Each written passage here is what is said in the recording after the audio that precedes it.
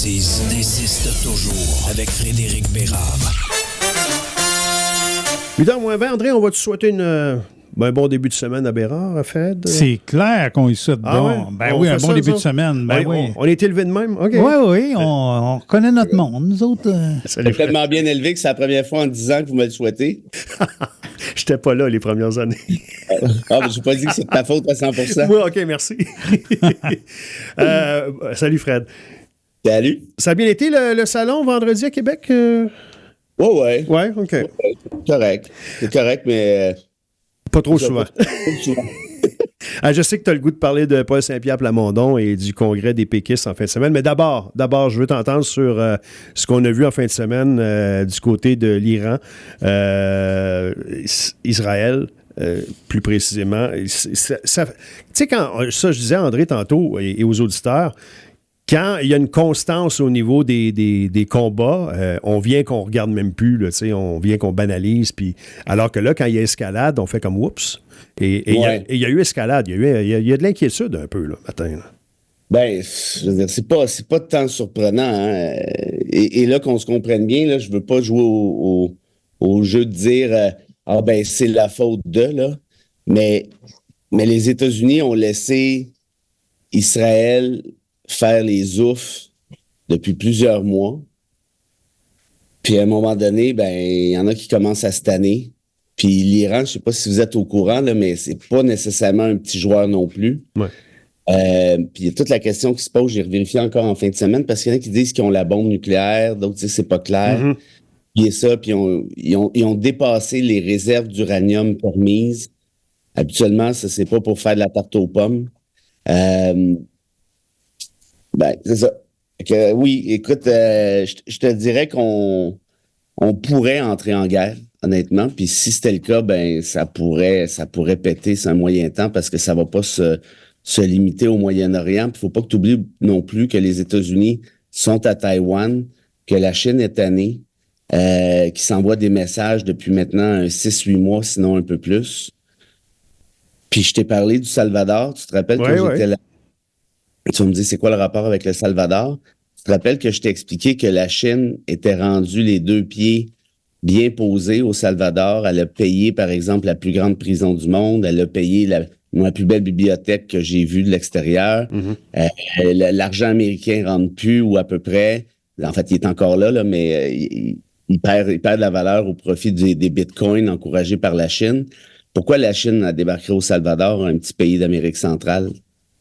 Ça, c'est vraiment une réplique pour ce que les États-Unis font à Taïwan. Fait qu'en d'autres termes, rajoute à ça la Russie, l'Ukraine.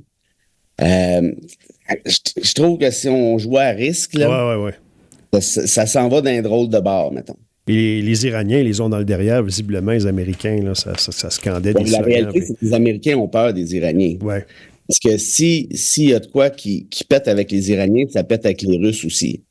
Puis si ça pète avec les Russes et les Iraniens, ça pète avec les Chinois. Je ne sais pas si vous calculez, là, mais ça commence à faire des pas pires forces de frappe. Alors, là, c'est de valeur, mais il va falloir que Biden dise à son chumé Netanyahou, là, là, les gars, là, c'est assez, là. Là, vous allez m'arrêter ça tout de suite. Faut pas qu'il y ait de riposte. Puis, gang d'hypocrites, et là, je parle de Netanyahou, hypocrite.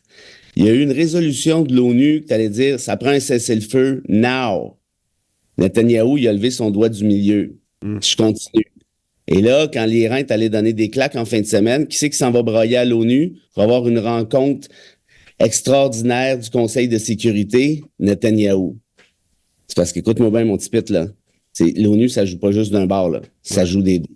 Et peut-être que si tu avais mis les breaks avant, on n'en serait pas là. Et là, c'est parce que c'est de savoir qui va donner la première claque sur le jeu de domino. Puis les Israéliens vont-tu répliquer, selon toi? On termine là-dessus? Faut pas. La réalité, c'est parce que moi, j'ai beaucoup de sympathie pour le peuple juif qui est coincé dans cette machination-là. Tu sais, quand je critique Netanyahou, là, je critique pas les Juifs, là, c'est pas pareil. Là. C'est comme quand on critique François Legault, on critique pas les Québécois. Mais le peuple juif est coincé. Puis quand tu es en Israël, tu le sens, ça, hein? Tu sais qu'Israël, là, c'est une gornouche de sable. Là. Si les pays arabes autour se fâchent, Israël n'existe plus, là.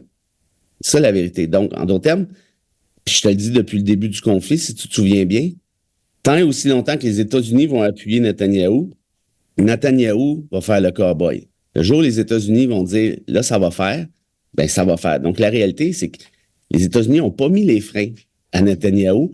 Et là, comment Netanyahou va répliquer à l'Iran? Écoute, si les États-Unis ont peur de l'Iran, là, tu veux-tu gager avec moi qu'Israël a encore pas mal plus peur? Ouais. Ben, c'est un peu ça qui arrive. Puis là, on parle de l'Iran, mais c'est parce qu'il y a d'autres pays autour aussi qui pourraient s'en mêler, comme le Liban, comme l'Égypte, comme la Syrie. Puis encore une fois, je te parle même pas des Russes. Eux sont une boîte d'explosifs dans ce coin-là, c'est clair. En ont plein les bottes avec l'Ukraine, on s'entend bien, mais ils ont quand même une force de frappe assez intersidérale. On va revenir chez nous. On va faire une pause avant. Donc, Paul Saint-Pierre Plamondon, un référendum d'ici 2030. On a hâte de t'entendre là-dessus. On revient dans un instant. La bêtise insiste toujours avec Frédéric Bérard. Bon, bien, visiblement, on s'est mis à la gang pour payer le salaire du chroniqueur. Maintenant qu'on est de retour, 7h51. T'as eu écho, c'est sûr, parce que je t'ai vu réagir sur les réseaux sociaux. Quand même, un discours dynamique. Il savait où il s'en allait. Paul Saint-Pierre Plamondon, devant ses troupes en fin de semaine, qui a parlé d'un référendum d'ici 2030, de l'urgence d'agir. Il y avait un peu de jouer sur la peur dans tout ça. On veut t'entendre là-dessus, évidemment. C'est sûr que les immigrants étaient au centre aussi de tout ça. Bref, qu'est-ce que tu as pensé de sa sortie? Mais faut que tu dises la vraie affaire avant que je commence. La vraie affaire. Ouais, qu'est-ce qu'il a dit d'important? Ben, le référendum, c'est 2030. Si c'est ça, c'est pas le plus important. Ça, c'est pas un problème. Qu'est-ce qu'il a dit d'important? Ben là, La phrase choc. Vas-y. Soit qu'on fait un référendum puis on vote oui, soit on disparaît. OK. Ouais. C'est assez... c'est pas jouer avec la peur. Ça ressemble à quoi, ça, comme théorie? Ouais. Tu vas te dire. C'est la théorie du grand remplacement, la théorie raciste et complotiste qui est partie de la France en 2012 par Renaud Camus, un écrivain qui est descendu dans un quartier maghrébin puis dit, regarde ça, il y a des Arabes partout, on est en train de disparaître. Là, il y a une couple de wobos qui se sont mis à garrocher ça un peu partout, puis tout le monde riait d'eux autres. C'est également les coucous qui t'inventent la théorie du grand remplacement.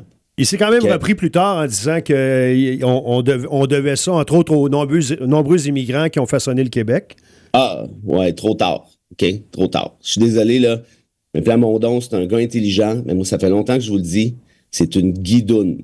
C'est une vraie guidoune. Il a trahi tous ses idéaux. Ce gars-là, c'est un multiculturaliste dans le tapis qui faisait des débats contre Bock-Côté à y taper sa gueule. C'était à tour de bras en 2016, 2017, 2018.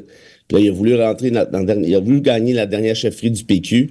Puis là, tout à coup, il est plus multiculturaliste. Là, il est rendu identitaire à l'os comme par magie. Le racisme systémique, ça n'existe plus. Et là, la théorie il n'était pas souverainiste avant non plus. By the way, il voulait se présenter pour les libéraux fédéraux en 2011-12. Okay? Ouais, mais on peut évoluer dans c'est ça, on peut changer d'idée, Fred. Oui, ben oui. Fait que moi, demain matin, là, quand je me présenterai pour un parti ultra-raciste, là, je vous dirai, je te parle pas du PQ, là, pas ultra-raciste. Non, mais attends une minute.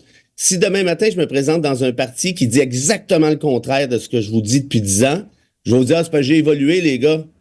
Puis je vais donner chef de ce parti-là parce qu'il n'y en avait plus de chef à ce moment-là, parce que personne n'en voulait de ce job-là. Puis une fois que je vais être assis bien là, je vais dire, non, j'ai le droit d'évoluer, vous allez me croire. Ça? Écoute bien ça, là. En 2014 ou 15, je me souviens plus, en avril, il crée un mouvement orphelin politique. Oh, il n'est pas représenté par aucun parti au Québec, il n'y a personne qui nous représente. 2 mois après, pouf, il essaye de gagner la chefferie du PQ. Il n'existait pas le PQ 2 mois avant, hein, j'imagine. Vous voyez à ça. En tout cas, bon. Bref. Mais non, il ne serait pas le premier à faire ça. Non, c'est pas une question de croire à ça. Ah, bon, écoute, j'ai pas dit que c'était la première guidoune que la Terre a jamais portée. J'ai dit que c'était une nouvelle guidoune. OK, mais pour ceux qui veulent un projet de pays, là, pour ceux qui veulent voir un jour le souverainisme renaître de ses cendres, puis c'est ce qui est en train de se passer, même si on est loin d'avoir un référendum gagnant, là, on n'est pas là pantoute. Là. Ils sont quoi, à 35 % à peu près? Ouais. Il reste que là, il reste que là, ces gens-là qui pensaient enterrer le PQ il n'y a pas si longtemps On en fait un ambassadeur, on en fait un porte-voix, on en fait quelqu'un qui... Oui, mais je ne sais pas pourquoi tu me dis ça, là. Il n'y a pas de contradiction avec ce que je te dis. Le projet de souveraineté, je l'ai dit 1 million de fois à ton micro, c'est un projet qui est légitime, qui est noble, qui peut être considéré comme nécessaire.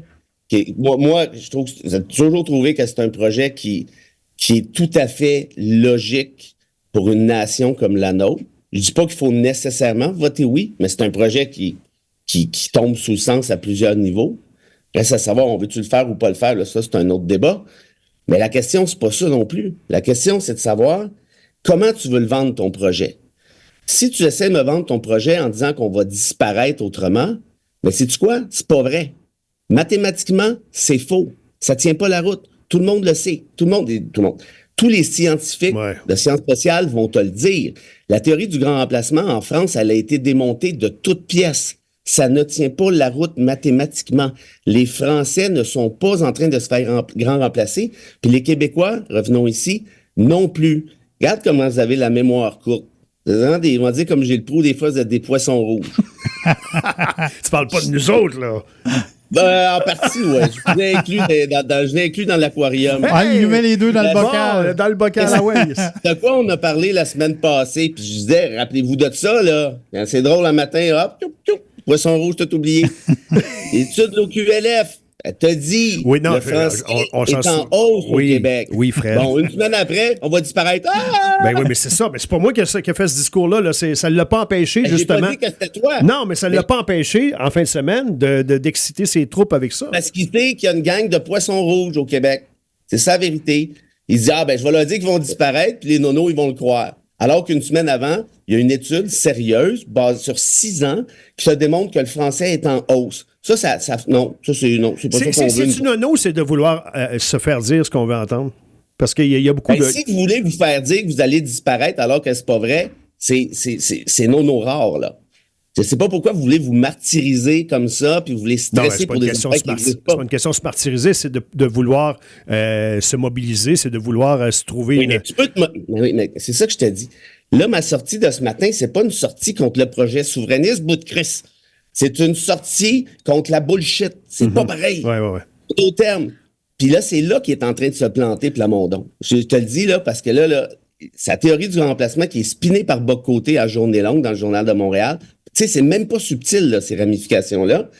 Là où il est en train de se planter, c'est sur ceci, c'est qu'il y en a qui réalisent que, pas les poissons rouges, les autres poissons rouges allument. Ils disent, OK, les autres qui sont pas poissons rouges allument, ils disent, OK, ils bullshit gros comme le bras. Ça tient pas la route, puis c'est une théorie complotiste et raciste qui est décriée partout en Europe. Là, tu essaies de faire rentrer ça ici, le mouvement populiste classique. Ouais. Moi, je m'identifie pas. Moi, jamais je vais voter oui avec un gars qui me dit que si je vote pas oui, je disparais. Ça va jamais arriver. Par contre, si tu m'arrives puis tu me parles intelligemment, t'arrêtes de me prendre pour un cave et ou un poisson rouge, souvent c'est la même chose. Et c'était ça jusqu'à il n'y a pas si longtemps. Jusqu'à un certain point. C'était quand même... Reprends les autres avant, si tu veux. Landry, Bouchard, Lévesque, Parizeau. Mais ça n'a pas marché. On n'a jamais dit qu'on allait disparaître. Non, mais ça n'a pas marché non plus. Ben non, mais ça n'a pas marché non plus. Je veux dire, c'est parce qu'il y a d'autres raisons à ça aussi. Oui, non, je sais, mais... Mais tu sais, quand Lucien Bouchard te parle du fait français, quand Jacques Parizeau te parle de la culture québécoise, quand Lévesque te parle de l'âme québécoise, j'embarque. Mais si ces gars-là m'avaient dit, si tu votes pas oui, t'es mort. Hey, tu sais quoi, Pierre Bourgault, là, il essayait cette cassette-là de Plamondon des années 60 avec l'aérienne. On va disparaître. On est-tu disparu puis je suis pas au courant? Ça fait 70 ans. L'autre affaire, savez-vous combien qu'on était... Et on termine là-dessus. Combien qu'on était de Québécois francophones en 1900? On était 1 million. Savez-vous combien qu'on est de Québécois francophones en 2024, 124 ans plus tard? On est 8 millions. Fait qu'on a fait 800% de progression en termes de nombre, en termes mathématiques. Vous êtes en train de me dire qu'on va disparaître, même si les études de l'OQLF vous disent le contraire? Pas nous, mais... En tout cas, à qui de droit, mettons? Les poissons te saluent, André en particulier. Oui. Il va d'un petit... Donne-nous un peu de bouffe, on a faim, les poissons dans le bocal. Dans son aquarium. À demain, salut Fred. Salut. Salut mes poissons. Bye bye. La petite vide de Jean